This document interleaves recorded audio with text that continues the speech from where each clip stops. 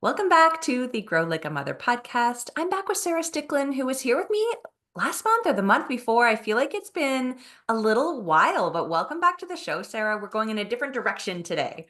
Yeah, thank you so much for having me. I'm excited for this conversation. Me too. And just for anyone who hasn't listened, we will link our original conversation back because it's a good one to start with to get a bit of the foundation of like Sarah's background and how these two conversations link. Because our first conversation was surrounding the idea of conscious parenting and how we like parenting is a really spiritual journey and we can learn from our kids as much as they're learning from us. And Sarah offers some really lovely examples and ideas on how we can go through that journey in a way that feels really good rather than being, worried and stressed and all of the things that we can Yeah. be as parents. So if you haven't, go back and listen to that one.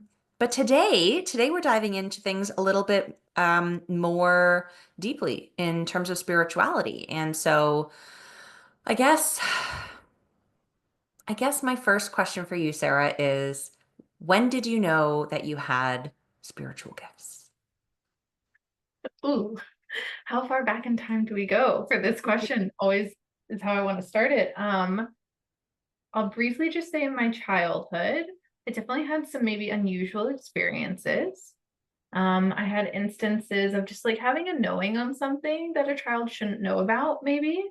I remember like looking across the table at one of my cousins. We were at a family event. She was with her boyfriend at the time. I think they were high schoolers, and I was like a little elementary school kid. I did not know what it meant to have a boyfriend or anything. I was, just so obsessed with my cousin to begin with. It was cool. And I remember looking at them together and saying to my sister beside me, like, he's cheating on her. And Lauren, my sister was like, what? Sarah, what? I was like, no, something's wrong. Like, I don't like him. Something's bad.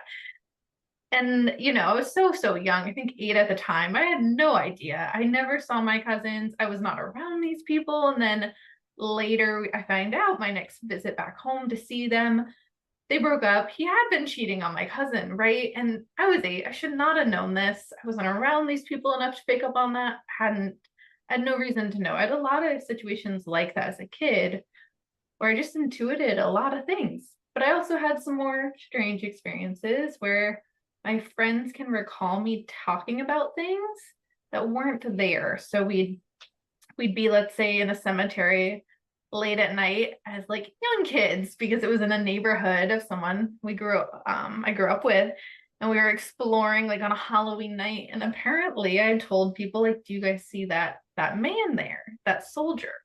And my friends were like, what are you talking about, Sarah? Like, no. And I was like, oh, that's weird, but I see a man there, like a soldier in a uniform. I described the uniform, and we all just ran away screaming because we're little girls. Like, no one knows what's going on. Sarah's saying scary things. I'm seeing some like concerning things. And later we went back to the graveyard during the day to look, and there are headstones for people from during the Civil War. So there's literal soldiers buried in this area. I didn't know that at the time. I had no concept of this. And so I wondered, reflecting back on my childhood, like, did I make these things up? And then as I've aged, I'm like, no, I don't think I did. I think I just really saw and noticed things around me other people didn't notice. So it started there for me of like having these weird experiences. Quickly you learn like that's not going to get you friends to talk about ghosts. It's not going to be a good thing to say these strange things. So I really shoved it down. I really locked it all up. I wanted to fit in. I wanted to be liked by people. I wanted just to like get by. And so it wasn't until high school that I had another really strange experience. I can only say is now a vision again of a family member. I have a theme here where I see my family pretty well, it turns out. I had a vision about a family member and her safety was at risk in the situation that I saw. And I remember as it happened thinking, what just occurred? It was like watching a movie play out in my head. I was actually watching a movie at the time, and during the movie, I started daydreaming, and in my head, a movie played out of my cousin being in harm's way, essentially. And I remember getting really startled by it, being like, oh, that's kind of morbid. Why did I think like that? Brushed it off. I later saw her that Christmas, and I brought it up to her. I was like, hey, this is so random. but like any checks, any chance, XYZ has happened before. And she was like, Sarah, I have no idea what you're talking about. Like, no, no. I was like, okay, wow, I have a crazy imagination. Later that evening, she comes back up to me and says, Sarah, how do you know? No one knows this. Like, I'm not told a soul about this. And I was like, I don't know. I don't know what to tell you how I know. But I had a vision around Halloween time. This is how it went down. She's like, that's exactly what happened. That's exactly how the room looked, right where the situation occurred. So all these things were correct about it. Again, after this point, I had told my parents, I was like, hey, something's going on. I don't know if this is normal. Should I see someone about this? Like, do I need to see a doctor? I remember going to a therapist and be like, hey, something's happening. And the therapist at the time was like, oh, you're just an empath. Didn't know what that word meant. Had to go home and Google it. I was like, what is empath? And I remember reading on Google it saying like an empath is someone who feels deeply. And I was like, okay, well, I'm emotional, yes, but I don't think this is explaining what I'm seeing and hearing and knowing about people. Again, shove it down, close that filing cabinet, so to speak. Never want to look at that again. Fast forward to college, on the right track in quotes there to go to grad school, do all the right things. So I had thought, and then I experienced a traumatic death in my life of someone so close to me, and it shifted. And I can't remember if we talked about Mickey in our last conversation together. It was his, okay, we did not. It was the death of a child that I nannied that changed my trajectory of my entire life. I questioned everything after he passed. He had a really aggressive childhood cancer, and it was so sad and hard to witness. And after he passed, I remember questioning everything. And that's ultimately when I officially, I would say, began my spiritual journey. And it was from a place of desperation. I was so lost. I was 20 years old. I'd just been present as a child, passed in a hospital room. Like I didn't know what to do. I had not been taught how to navigate that. And so I went to therapist. I did all the things. None of it was clicking. Last ditch effort, I went to see a healer. I went to see an energy worker because I had nothing to lose at this point. I was like, well, whatever, I'll try this. I remember having a session with her, first session. She's like, oh, you're a medium. And then I remember thinking, oh, I paid a crazy person to tell me I'm crazy. Like, what a bad day. This is a terrible day. Driving home. And eventually everything that I just told you about in childhood started coming back in my memory. I was like, huh, that's weird. And that's weird. And eventually it kind of clicked and it made sense. I was like, oh, there's a word for this thing that I've kind of been doing my whole life, haven't had any skills developed around it, didn't know the language, but like that's what it is. Wow. Yeah.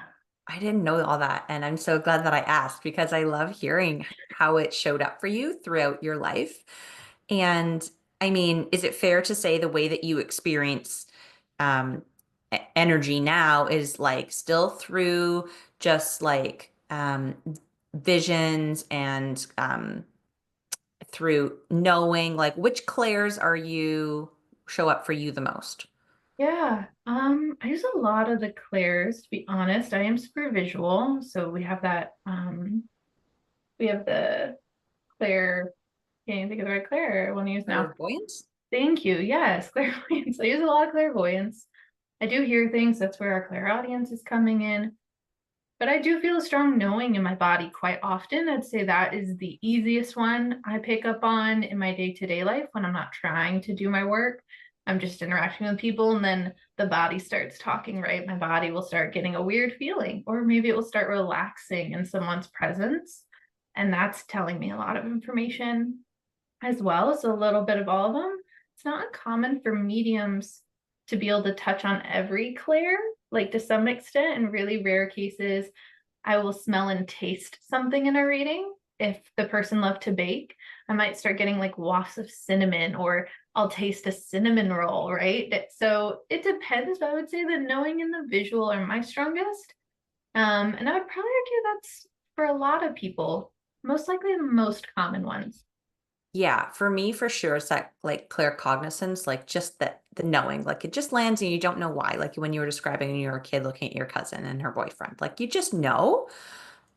And for a long time when I was little, hearing about psychics or mediums or whatever, like I just thought it was something that somebody had a gift or a vocation for.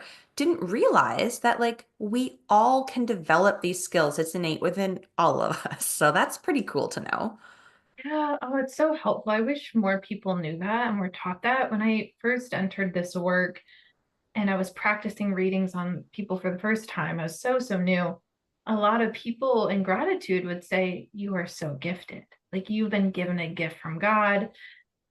And I didn't, so new. I didn't know. And I remember at the time, being like, oh, I guess maybe I'm special. Maybe I'm gifted. And the longer I've done this work, the more I've done this work and the more I've taught this work and read people, I've learned, wait, this is in all of us. This ability exists in every single person. Some of us just happen to come into this world and have life experiences or just the right condition or situation where it shows itself quicker or easier or more strongly.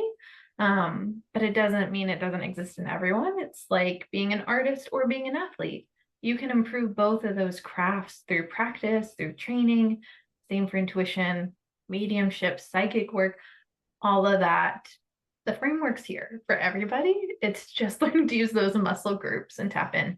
Yeah, I love that. And I loved your practical magic series that you did to teach sort of little intro bits and pieces on how we can recognize it in our life, how we can work with the different pieces of what this can look like. It was really, really great. So if anyone is interested in learning, Sarah's a really great person to learn this work from. If you're just starting, it's such like a gentle, like toes in the water, kind of welcoming, warm. I just love it. But also, if you're someone who is like, I need a reading, like, please also go to Sarah. This is not an ad. It's just that I've had the experience and it was like truly, I mean, I don't know if you remember Sarah, but I cried the first time and I'm not a crier. Like that doesn't happen too often. And I was like weeping for an hour after. It was just so impactful. And so yes, you have certainly developed the gift that maybe we all have a seed of. But yeah. Oh, thank you so much, Jill. I got chills when you said that. I remember your reading and it was so special. I'm so honored I got to do that for you. It's really a gift for the reader to be able to witness and hold space for those kind of moments. So no, thank you. And I love teaching. And honestly, I think I've had some really bad teachers in the space I'm in. I wish to say everyone who does my work is in good integrity, and sadly not everyone, but that's any profession. And I've seen some things that didn't resonate and didn't feel good. So I really try as a teacher to do it with so much integrity and really be mindful as I do it and keep it really practical and approachable. My style is very much, I want you to be able to apply this to your daily life. I want you to be able to take these things and make it make sense for your world and what you're navigating. Hmm. That's a really useful way to bring the work into the everyday, and also like with the backbone of the ethics that you bring to it is really important, especially for people who are new to it and maybe don't have a frame of reference and don't know what a good teacher and a trustworthy teacher looks like as compared to someone who is perhaps doesn't have the best of intentions. So yeah, it's sort of buyer beware out there. So if you are interested in diving in, like take a recommendation from someone who knows somebody, essentially. Yeah, and ultimately always just trust your gut. Like, you know yourself best and you'll catch a vibe from someone. You'll know if you want to work with them or if you don't, just trust that. Like you don't even need to know the reason it might be a no for you. If it feels like a no, it's a no. And move on to the next person. Because there are so many people who do this work in integrity and have great intentions and are beautiful healers and readers. So like explore the water and trust your gut as you do it. Yeah, that trust your gut is big, I think, especially like that's sort of how I've moved through business. And it's just knowing with how I feel about the person, what my body feels like when I meet someone. Sometimes I just know that I'm supposed to work with them and or not supposed to. So that's something that if you can beef up that muscle, it's a really useful one for many things in life. And I want to also sort of go back to this idea where we all have the capability to do to connect with sort of like the unseen or the energetics or whatever, however you want to name it, right? But this has kind of been something that women in particular are either, are we blocking it consciously or subconsciously, or like has there been a big cultural shift away from acceptance about this gift? When you say this gift, do you mean like our intuition and our knowing, or? Yeah, I think so. And just like trusting ourselves and yeah, yeah. Yeah, I mean, I think it's really layered when it comes to like trusting ourselves. I mean, just look at how we raise young girls compared to young boys. Look at how we treat them as they become adults. Look at what happens in our government systems to them. Like, no wonder women don't trust ourselves. We're trained and taught not to by all these systems and structures in place. And then if you look at history, we've not even been allowed to make decisions for our own bodies, or we've not even been allowed access to credit cards or to wear pants. Like, we've come so far and we still have so far to go, but no wonder we don't trust ourselves often at the most basic level, because we're getting all this programming, subconscious messaging, and sometimes quite direct messaging of like, you can't trust yourself. You don't know yourself that well. And then once we start to maybe even know ourselves, it's often that the media or men or society, or, name the entity, essentially really likes to throw women's gifts against us like they're bad things. They like to call us emotional and dramatic and like petty and bossy, all these things. They take all our gifts and our strengths of just being intuitive creatures, and it becomes a bad thing.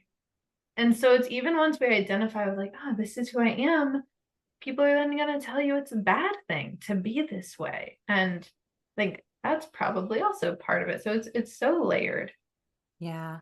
Can you explain to listeners who might not be familiar with the term witch wound, like how that ties in and what the history of that is? Yeah, the witch ones is something I see with a lot of my clients. So something I see with a lot of my intuitive female clients in particular.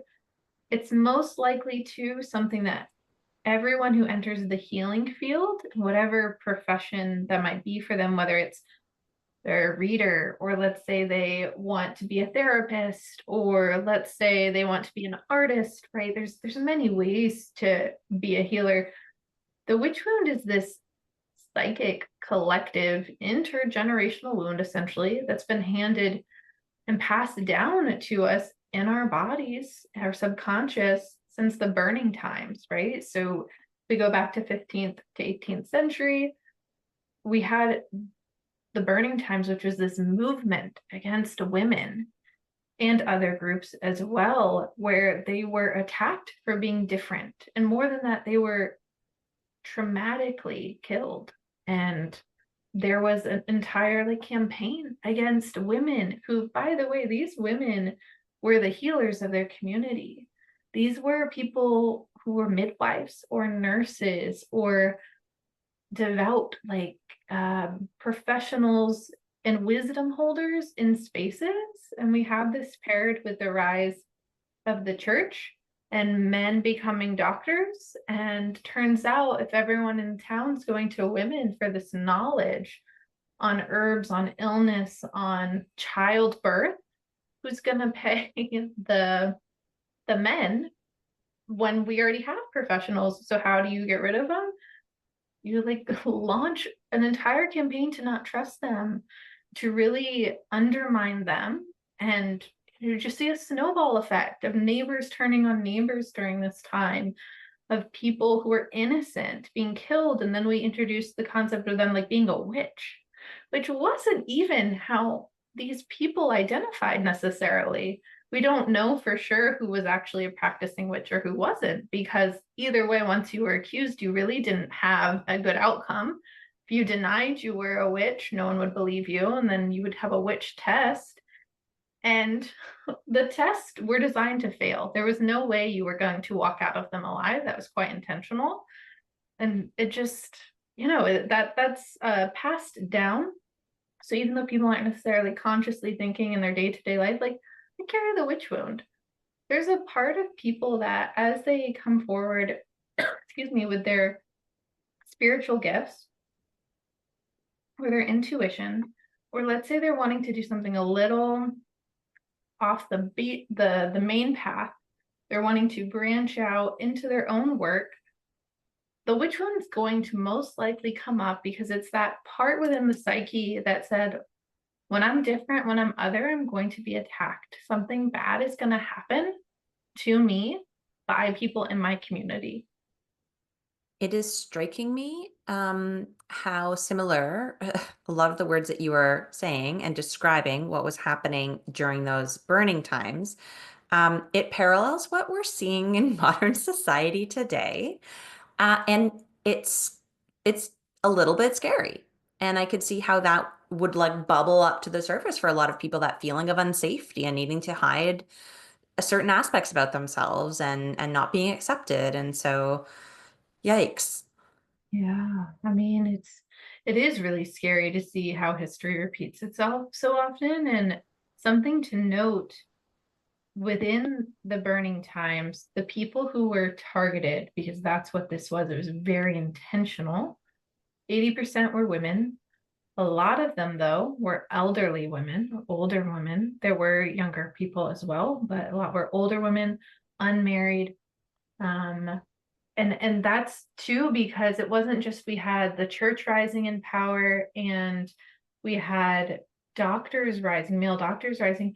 We also had a shift in ownership of land and how that was divided. And so women being without a man essentially became problematic for people. So you had them being attacked, but you also had marginalized groups. You had people who were other in these communities who also got thrown into this mix, who also got persecuted. And we see that today, where if you don't fit a certain look, if you don't fit a certain gender, you are on the outs. You are now a problem to these bigger bodies who want control and who are operating from a place of greed and hate. And it's awful. And I feel for so many women and other people, not just women, marginalized groups and people of color, our trans community, all these communities, there's like this echo of familiarity in it.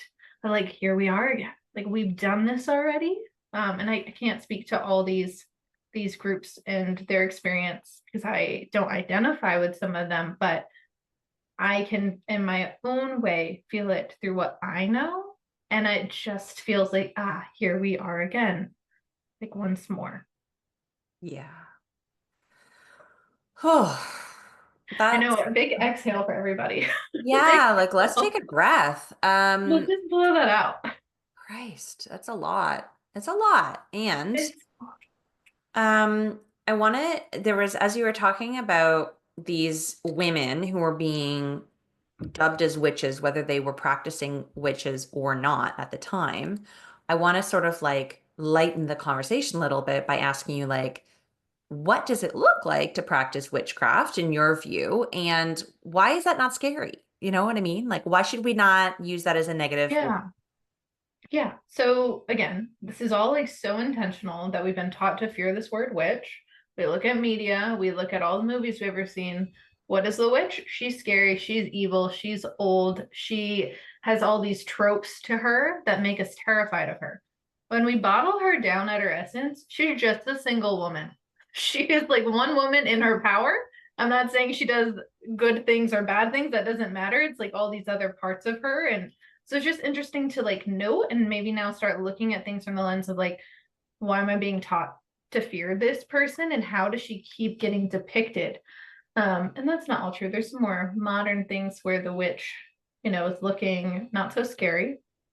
But for me, which is one of those interesting things. So if we look at the word medium, if someone's a medium, I can tell you right away what they do. They are able to communicate with those who have passed away, first and foremost. There's a lot of branches that they can take it from there, but they can communicate with the other side. That's their thing. A witch is not quite that simple. A witch, someone may identify as a witch and have very different practices from someone else who identifies as a witch. There's not this like one size fits all to this word. I think it's very personal for people, what it means. Some people might be a witch and pagan practices. Other people might identify as a witch and have their own practices that aren't connected to paganism. So I wish I could say like it's this and this and that's a witch, but it's really not. It's someone who just feels in alignment with that word, resonates with that word, feels a calling to it or a curiosity about it. I don't identify as a witch in the sense that I have certain witchcraft I practice or certain spells I cast or practices like that. I identify more in a witch in the sense that I think I'm a very intuitive, nature-based woman who's like very grounded in who she is, who feels deeply connected to the world around her, to people around her, to the seasons, to nature. I like to move slow through this world. I love to clean a room with intention and cleanse it. I love to bless my friends before they have children and before they get married. Like that's how my witch shows up, is how I carry myself.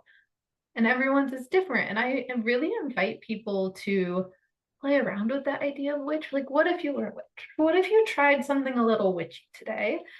It was honestly, you might know her, Krista Ritma. Yeah. She's one of the first people I ever talked to who used the word witch so casually. And she threw it out like it was the term teacher. She's like, oh yeah, my witch. And I was like, you're a mailman? You have a mailman and you have a witch? Like she threw it so casually out there. I was like, wow, she just used that word nonchalant. And this was years and years ago. She said witch in front of me so frequently. And I was like, huh, that's strange. She talks about it so neutrally and pleasantly, positively. It's a lovely word to her. And I remember for me at the time, it was a really heavy word. I was really afraid of it.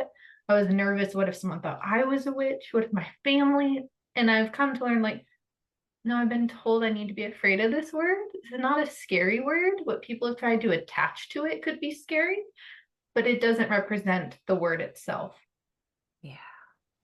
Thank you for that explanation. I think that that's a really lovely way to give the listeners like an overarching perspective about it. And I've heard Krista do that too. It's so funny and it's so cool and it just feels accessible and like light and not scary, which is the direction we want to move in, right? When we're talking about um, anyone who has a connection with the earth or with their intuition, like this is not something that we need to be afraid of. We can embrace it. And even connection with animals. I know that you've got a cool workshop or program coming up for like animal communication. Talk to us about that. Yeah. So, like you just said, I think witch is someone who's connected to the natural world around her, to her inner knowing, and who strives to connect everyone and focuses on community. Like that's witch to me. Some others might have their own take on it, and that's also beautiful.